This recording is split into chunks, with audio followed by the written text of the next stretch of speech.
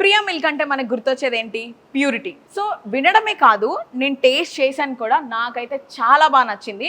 So అసలు ఆ taste రావడానికి రీజన్ ఏంటి అని చెప్పేసి నేను ఇక్కడ ప్రియా మిల్క్ ఫ్యాక్టరీకి రావడం జరిగింది.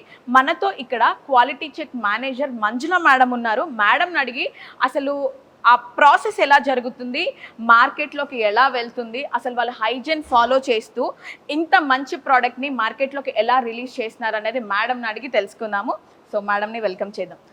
రండి మేడం, ఎలా ఉన్నారు? బాగున్నానండి. ఓకే, చెప్పండి మ్యామ్, ప్రియా మిల్క్తో మీ జర్నీ ఎప్పుడు స్టార్ట్ అయింది? ఎన్ని ఇయర్స్ అవుతుంది? నా జర్నీ ప్రియా మిల్క్ కుటుంబం అని అనాలండి. నేను 2011లో ఇక్కడ వచ్చాను. దగ్గర 14 ఇయర్స్ కంప్లీట్ అవుతుంది. సో మీరు అన్ని ఇయర్స్ నుంచి జర్నీ చేస్తున్నారు అని అంటే మీకు ఎండ్ టు ఎండ్ తెలిసే ఉంటుంది. ప్రియా మిల్క్ అంటే ప్యూరిటీకి, క్వాలిటీకి కేర్ ఆఫ్ అడ్రస్ అన్నట్టు నేను విన్నాను అండ్ నేను టేస్ట్ చేశాను కూడా. సో ఒక క్వాలిటీ చెక్ మేనేజర్గా మీరేం చెప్తారు మ్యామ్? యాక్చువల్గా నేను ఇక్కడ అంటే జాబ్లో జాయిన్ అయినప్పుడు నాకు ఎండి సార్ ఒకటే చెప్పారండి, మనకు క్వాంటిటీ కాదు క్వాలిటీ ఇంపార్టెంట్ అన్నారు. సో నేను అదే ఫాలో అవుతూ వచ్చాను. సో ఈ క్వాలిటీ అనేది ఓన్లీ మనకి ఇక్కడ ల్యాబ్లోనే రాదండి. ఇక్కడ క్వాలిటీ కంట్రోల్ ల్యాబ్లోనే పుట్టుకురాదు అది. సో మనం ఫార్మర్స్ లెవెల్ నుంచి అంటే ఫార్మర్ లెవెల్ నుంచి యానిమల్స్ దగ్గర నుంచి కూడా క్వాలిటీ మెయింటైన్ చేస్తూ రావాలి. సో ఒక యానిమల్ క్లీన్ మిల్క్ ప్రొడక్షన్ ఏ విధంగా ఉండాలి, ఫార్మర్ మిల్కింగ్ చేసినప్పుడు ఏ విధంగా ఉండాలి అనేది వాళ్ళని ఎడ్యుకేట్ చేస్తూ క్వాలిటీని ఇంప్రూవ్ చేసుకుంటూ వస్తున్నామండి. ఫార్మర్ లెవెల్ నుంచి కూడా దగ్గర మనకి 300 గ్రామాల నుంచి దగ్గర ఒక 10,000 మంది రైతులు ఫార్మర్స్ ఉన్నారండి. సో మా ఫార్మర్సే కాదు, ఓన్లీ ఇండివిజువల్ ఫార్మర్స్ కాకుండా వాళ్ళ ఫార్మ్స్ కూడా ఉన్నాయి. ఫార్మ్స్ తోటి ఏంటంటే మనకి ఇంకా డైరెక్ట్ మిల్కింగ్ కాకుండా మెషిన్ తో మిల్కింగ్ అవుతుంది కాబట్టి బ్యాక్టీరియా కంటామినేషన్ అనేది ఛాన్సెస్ చాలా తక్కువగా ఉంటుంది. సో మనకి క్వాలిటీ అనేది చాలా ఇంప్రూవ్ అవుతుంది.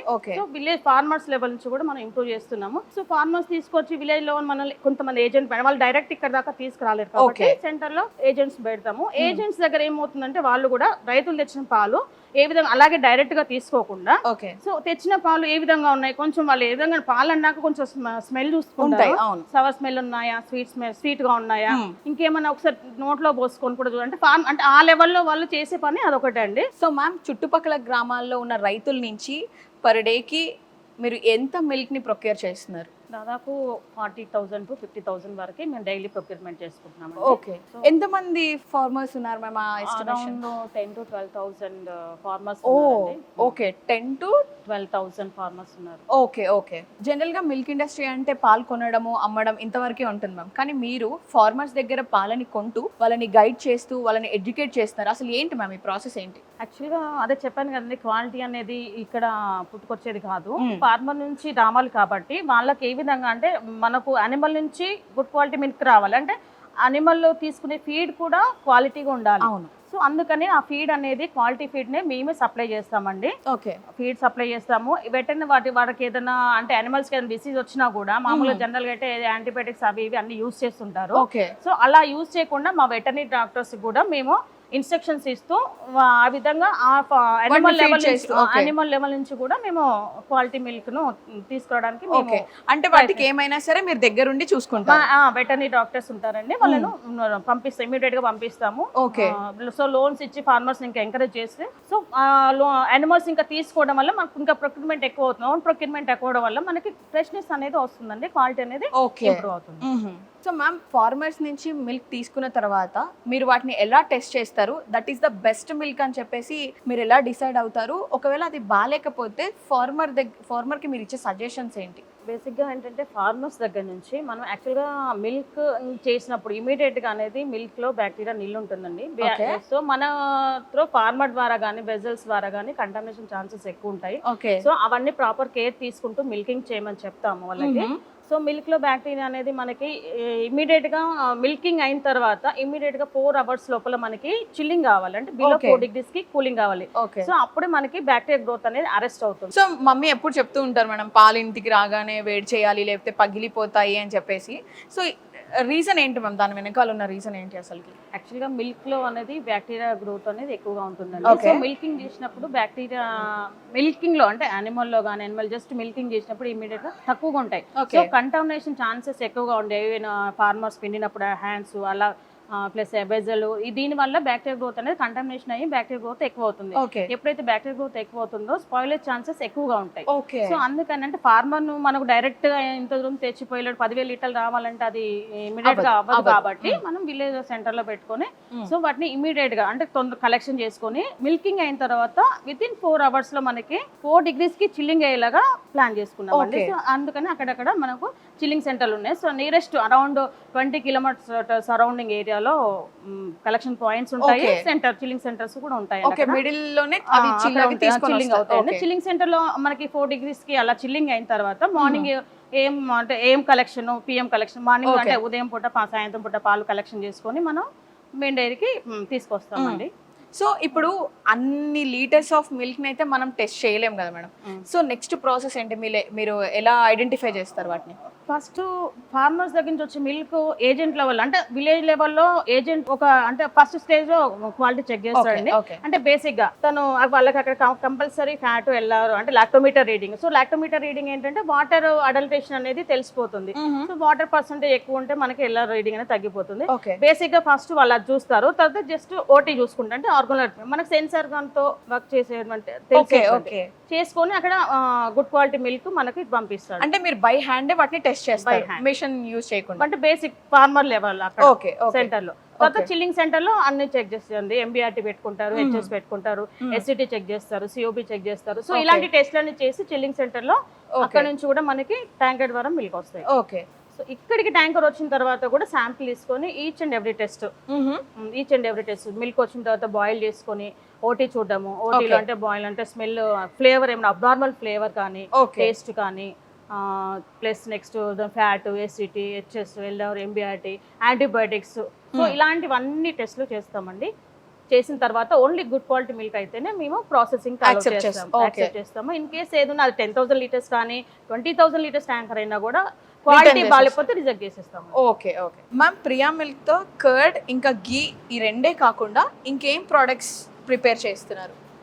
అన్ని దాదాపు అన్ని రకాల ప్రొడక్ట్స్ చేస్తున్నామండి. మొత్తం దగ్గర 11 రకాల ప్రొడక్ట్స్ చేస్తున్నాము. సో మనకి మెయిన్ కర్డ్, పన్నీరు, దూద్ పేడ, బాసుంది, ఫ్లేవర్డ్ మిల్క్, సో ఇన్ని రకాలు చేస్తున్నాము. ఓకే సో ఒక్కొక్క దానికి కూడా అన్ని అంటే చాలా క్వాలిటీ అనేది చాలా ఫుల్ ఫ్లెడ్జ్ గా మెయింటైన్ చేస్తున్నాము. అంటే మిల్క్ కూడా మనం తీసుకునే మిల్క్ కూడా దగ్గర ఒక్కొక్క శాంపిల్ కి 18 నుంచి 20 రకాల టెస్ట్లు చేస్తున్నాము. 20 రకాల టెస్ట్లు అవుతాయి. వాటికి ఎంత లేదన్నా కనీసము 1,800 to 20,000 రూపీస్ మనకి ఎక్స్పెండిచర్ అవుతుంది. ఓకే సో అంటే మంత్ కూడా మనకి అంటే డైలీ టోటల్ అన్ని ప్రొడక్ట్స్ కి మిల్క్ కి కర్డ్ అన్ని కలిపి టెస్ట్లు కూడా మనకి 80,000 to 90,000 మనకి ఎక్స్పెండిచర్ అవుతుంది. సో కర్డ్ కి అయితే మరి చాలా కేర్ తీసుకుంటామండి. ప్రొడక్షన్ లెవెల్ నుంచి కూడా మనం ప్యాకింగ్ అవుతున్నప్పటి నుంచి ప్రొడక్షన్ లెవెల్ నుంచి సో ఆ ప్రొడక్షన్ అయ్యేటప్పుడు మధ్యలో కూడా స్వాప్ టెస్ట్ అని అలా సో అన్ని రకాలుగా చేసుకుంటాము. ఈచ్ అంటే ఎవ్రీ డే బై డే అంటే ప్రాసెసింగ్ యూనిట్ అంతా ఫ్యూమిగేషన్ పెట్టుకుంటాం. సో బ్యాక్టీరియా అంటే ఆ ఏరియా కూడా మనకి సో కంటామినేషన్ ఛాన్సెస్ లేకుండా. సో బల్క్ ఆర్డర్స్ అనేవి తీసుకుంటూ ఉంటారా? స్వీట్స్ కానివ్వండి, మీరు ఇప్పుడు స్వీట్స్ అని చెప్పారు అండ్ కేక్స్ అండ్ ఎవ్రీథింగ్ చెప్పారు కాబట్టి బల్క్ ఆర్డర్స్ మీరు తీసుకోవడం జరుగుతుందా? వస్తుందండి, బల్క్ ఆర్డర్స్ వస్తాయి మనకి. అంటే మ్యారేజ్ అప్పుడు కార్డ్ అయితే చాలా విపరీతంగా వెళ్తుందండి. బకెట్స్ కాయిన్స్ చాలా విపరీతంగా వెళ్తాయి. సో అవన్నీ కూడా కొంచెం క్వాలిటీ ఓన్లీ కర్డ్ అనే కాదు, ఈవెన్ పన్నీర్ కానీ సో స్వీట్స్ దూదపేడ ఏది ఉన్నా కూడా ప్రతి అంటే మనం ఇన్కమింగ్ మిల్క్ ఏ విధంగా అయితే టెస్ట్ చేసుకుంటామో ప్రోడక్ట్స్ కూడా మనకి అంటే మార్కెట్కి వెళ్ళే ప్రతి ప్రోడక్ట్ కూడా అదే అన్ని రకాలుగా మనం టెస్ట్ చేసిన తర్వాత 1-4 టెస్ట్ చేసిన తర్వాత డిస్పాచ్ చేస్తామండి. ఈవెన్ ప్యాకింగ్ అయ్యేటప్పుడు కూడా మిల్క్ మధ్యలో ఎవ్రీ 2 hours ఒకసారి శాంపిల్ తీసుకొని చెక్ చేసుకుంటాం. సో మధ్యలో ఏమైనా ఏదైనా ఛాన్సెస్ ఉన్నాయా, టెంపరేచర్ ఏమైనా ఎక్కువ చేసుకుంటాం. మన స్టోరేజ్ ట్యాంక్ లో పెట్టుకున్న మిల్క్ కూడా ఎవ్రీ 4 hours ఒకసారి అన్ని స్టోరేజ్ ట్యాంక్ మిల్క్ తీసుకొని ప్రతి టెస్టింగ్ కూడా చేసుకుంటాము. ఎవ్రీ 4 hours కి కూడా మనం ప్రతి టెస్టింగ్ చేసుకుంటామండి. అంటే ఈచ్ అండ్ ఎవ్రీ షిప్ లో ఈచ్ అండ్ ఎవ్రీ టైమ్ అంతా అందరూ ప్రతి ఒక్కరూ కూడా ఇన్వాల్వ్ మనీ అనుకుని చేసుకున్నారు కాబట్టి అంత క్వాలిటీ ప్రోడక్ట్ మేము ఇవ్వగలుగుతున్నామండి. సో మీరు ఈచ్ అండ్ ఎవ్రీ ప్రోడక్ట్ కూడా క్లీన్ అండ్ కేరింగ్తో చేస్తున్నారు. అండ్ మేడం స్వీట్స్ అంటున్నారు కాబట్టి నాకు టెంప్టింగ్గా ఉంది. స్వీట్స్ అయితే నేను డెఫినెట్గా ట్రై చేయాల్సిందే. Okay madam. ఇది కీపింగ్ క్వాలిటీ రూమ్ అండి, total product keeping quality room. So ఏంటి మేడం ఇక్కడ వీటికి స్టిక్కరింగ్ ఇచ్చారు అండ్ నెంబర్ కూడా ఉంది? యాక్చువల్ అంటే స్టిక్ అనేది ఇది బ్యాచ్ కోడ్ అండి, batch Okay. Code production date అండి. సో ఇది ఎందుకు వేసుకుంటామంటే మనకి ఈ ప్రోడక్ట్ కి ఒక షెల్ఫ్ లైఫ్ ఇస్తామండి. సో ఇది గీకి 6 months, flavoured milk 4 months, Okay. 1 week ఇలా షెల్ఫ్ లైఫ్ ఇస్తాము. షెల్ఫ్ లైఫ్ ఇచ్చిన రోజు మనము ప్రోడక్ట్ అనేది కీపింగ్ క్వాలిటీకి అంటే మనం ఇక్కడ పెట్టుకుంటాం. ఎందుకంటే కస్టమర్ నుంచి ఎప్పుడైనా ఏదైనా కంప్లైంట్ వచ్చినప్పుడు దాన్ని మనకి సేమ్ బ్యాచ్ నెంబర్ మన దగ్గర ఉంటే మనం కాన్ఫిడెంట్ గా మనం ట్రేజబిలిటీ చేసి సో ప్రాబ్లమ్ మన దగ్గర ఉందా లేకపోతే కస్టమర్ అంటే వాళ్ళు పెట్టుకునే అంటే కీపింగ్ వాళ్ళు పెట్టుకునే పొజిషన్ స్టోరేజ్ కండిషన్ బట్టి మన క్వాలిటీ చేంజ్ అయింది అనేది మనం ఐడెంటిఫై ట్రేజబిలిటీ కొరకు అనేది మనం కీపింగ్ క్వాలిటీ పెడతామండి. ఇదే కాదు కర్డ్ మిల్క్ కి మనం 2 days ఉంటుంది. So 2 days Okay. కూడా మనం స్టోరేజ్ చేసుకుంటాము. సో మనకి ఇంకోటి ఏంటంటే యాక్చువల్గా కర్డ్ కూడా మనకి బిలో అంటే స్టోరేజ్ రిఫ్రిజరేషన్ కండిషన్ లో ఉండాలి. కానీ మనం ఇక్కడ రూమ్ టెంపరేచర్ లో కూడా పెడతాము. సో ఇక్కడ ఏంటంటే మ్యామ్ డిఫరెంట్ ప్రోడక్ట్స్ ఉన్నాయి. సో వాటికి అంత ప్రాసెస్ అంతా ఒకేలా ఉంటుందా లేకపోతే వాటికి కూడా డిఫరెంట్ టైమ్స్ అనేవి ఉంటాయా? Different Expiry dates. లైఫ్స్ ఉంటాయండి. ఇప్పుడు గీ కదా ఇది అంటే రూమ్ టెంపరేచర్ లో 6 months. ఓకే. ఇది మీ చేతిలో ఉంది బాదం మిల్క్ అండి, అంటే Okay. SFM sterilize free milk. So sterilize అవుతుంది కాబట్టి సో బ్యాక్టీరియా నిల్ల ఉంటుంది. సో మనకి అది రూమ్ టెంపరేచర్ లో పెట్టుకుంటా ప్రాబ్లం 4 months షెల్ఫ్ లైఫ్ ఇస్తాం. పెరుగు కూడా అంత కర్డ్ అనేది మనకి 10 days షెల్ఫ్ లైఫ్ అండి. ఇది రిఫ్రిజరేషన్ కండిషన్ లో ఉండాలి and keep under 4 degrees below 4 degrees ఉంటుంది. ఓకే. సో మనం ఇది కీపింగ్ క్వాలిటీకి ఇక్కడ రూమ్ టెంపరేచర్ లో కూడా ఎందుకు పెట్టామంటే మనం కీపింగ్ ఫ్రిడ్జ్ లో ఒకటి పెట్టుకుంటాము శాంపిల్, ఈ రూమ్ లో కూడా ఒకటి పెడతాము. ఓకే. సో రూమ్ టెంపరేచర్ లో కూడా మనకి ఇప్పుడు చూడండి ఇది ఆల్మోస్ట్ ఇది నిన్నటికి ఎక్స్పైర్ డేట్ అయిపోయింది. ఓకే. సో యాక్చువల్ గా మనకి అంటే ఫుల్ హైజీన్ కండిషన్ లో చేసాం కాబట్టి మనకు సేమ్ పౌచ్ ప్యాకింగ్ అప్పుడు ఎలా ఉందో ఇప్పుడు కూడా అలాగే 10 days రూమ్ టెంపరేచర్ లో పెట్టినా కూడా మనకి ఏ మాత్రం కూడా పాడవలేదండి. సో ఇన్ కేస్ ఏదైనా అంటే బ్యాక్టీరియల్ గ్రోత్ ఉండండి మనకి ఇట్లా బల్జింగ్ వచ్చేది, అంటే పఫ్ లాగా అయిపోతుంది. అవును మ్యామ్. సో బల్జింగ్ వచ్చింది. ఓకే. ఇది 10 days అయినా సరే ఇప్పుడు ఇది 10 days అయింది ప్రిపేర్ చేసి. సో సేమ్ అలానే ఉంది. సేమ్ అలాగే మనకు ప్యాకింగ్ కండిషన్ ఎలా ఉంది. కాకపోతే ఏంటంటే సవర్నెస్ ఉంటుంది, రూమ్ టెంపరేచర్ లో పెట్టాం కాబట్టి కొంచెం పులుపు ఉంటుంది. ఓకే. సో కస్టమర్స్ నుంచి మనకి ఎలాంటి ఫీడ్బ్యాక్స్ వస్తూ ఉంటాయి మ్యామ్? సో కస్టమర్స్ నుంచి అంటే దాదాపు అన్ని అంటే క్వాలిటీ బాగుందనే ఉంటుందండి. ఎప్పుడైనా వస్తే చిన్న ఏమైనా లీకేజ్ అని షార్టేజ్ అని అలా వస్తాయి. ఎవరైనా ఎక్కడి నుంచి అయినా ఏదో ఒక దగ్గర నుంచి అంటే మిల్క్ ఇట్లా స్పాయిల్ అయ్యింది అది నెక్స్ట్ డేకి అంటే ఇవాళ రేపు మార్నింగ్ వాళ్ళకి వెళ్తాయి అనుకోండి, ఆ నెక్స్ట్ డేకి అంటే సెకండ్ డేకి అలా ఏమైనా చిన్న స్పాయిలేజ్ అంటారు. కానీ అది కూడా ఎందుకు వస్తాయంటే ఫస్ట్ డే వెళ్ళిన తర్వాత వాళ్ళు కొంచెం బయట పెట్టుకుని ఆ తర్వాత ఫ్రిడ్జ్ లో పెట్టుకుంటారు కదా, కొంచెం స్టోరేజ్ కండిషన్స్ అటు ఇటుగా ఉండడం వల్ల ఛాన్సెస్ ఉంటాయి. సో మోర్ దెన్ దాదాపు మనకి అంటే మేజర్ ప్రాబ్లమ్స్ అయితే ఎప్పుడు రాలేదండి క్వాలిటీ కంప్లైంట్స్. సో మీరు ప్రతి ప్రోడక్ట్ ని ఇంత కేర్ తీసుకుంటున్నారు కాబట్టే మీకు కస్టమర్స్ నుంచి మంచి ఫీడ్బ్యాక్స్ వస్తున్నాయని అనుకోవచ్చు. So guys this is the example అనమాట.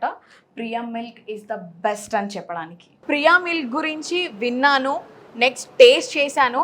సో ఈరోజు ఇక్కడికి వచ్చి అసలు ఇక్కడ ప్రాసెస్ ఎలా జరుగుతుంది ఏంటి అసలు ఆ ప్యూరిటీ ఎలా ఉంది అని చెప్పి పర్సనల్గా లైవ్లో ఎక్స్పీరియన్స్ చేసిన తర్వాత నేను గర్వంగా చెప్పాలనుకుంటుంది ఏంటి అంటే Priya milk is the best. And thank you so much ma'am, నన్ను ఇంతసేపు భరించి నా క్వశ్చన్స్ అన్నిటికీ మీరు ఆన్సర్ చేసి సో మొత్తం ప్రాసెస్ ఎలా ఉంటుంది ఏంటి అని దగ్గరుండి చూపించినందుకు thank you so much. Thank you very much ma'am. Thank you.